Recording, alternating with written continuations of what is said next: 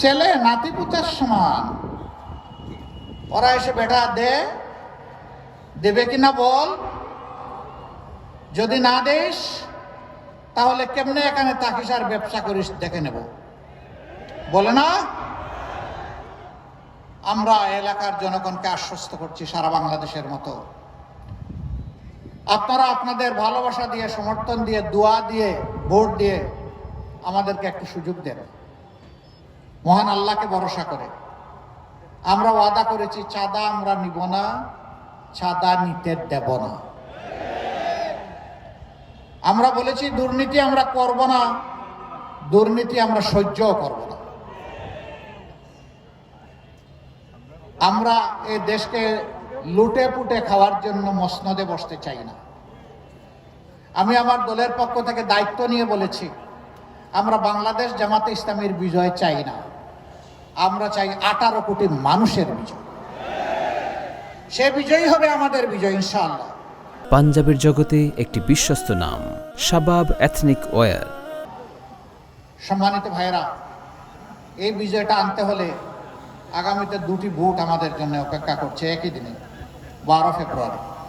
এখন থেকে মাত্র 15 দিন 16 দিন সময় আমাদের হাতে। আমি বিশ্বাস করি এই দেশবাসী, এই মজলুম দেশবাসী, তারা ইতিমধ্যে সিদ্ধান্ত নিয়ে ফেলেছেন। তারা একই গর্তে আর পা ফেলবেন না। তারা হাতের যষ্টি লাঠিটি আর হারিয়ে যেতে দিবেন না। আগামী 12 তারিখ প্রথম ভোটটি হবে ইনশাল্লাহ আজাদির পক্ষে। হা মানে আজাদি, না মানে গুলামি। বলুন, গুলামি না আজাদি? গুলামি না আজাদি? অতএব 12 তারিখ প্রথম ভোটটি পড়বে ইনশাআল্লাহ হায়ের পক্ষে গণভোটে। আপনারা সবাই রাজি আছেন? সবাই রাজি? আলহামদুলিল্লাহ। এই কয়জন রাজি হইলে গণভোট পাশ করবে? প্রত্যেকটা মানুষের হা উঠে ভোট নিশ্চিত করার জন্য আজ থেকে আমরা যুদ্ধে নামবো ইনশাআল্লাহ।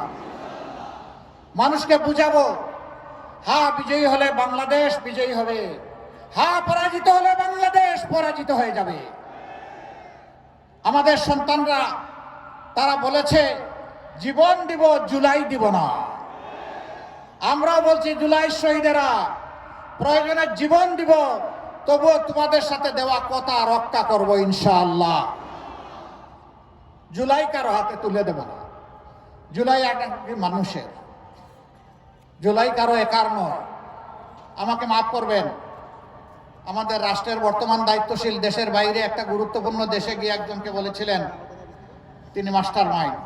সর্বপ্রথম আমি মুখ খুলেছিলাম যে আমি এটা মানি না। একজনকে যদি মাস্টার মাইন্ড বলা হয়, বাকি সমস্ত শহীদদেরকে আন্ডার মাইন্ড করা হয়।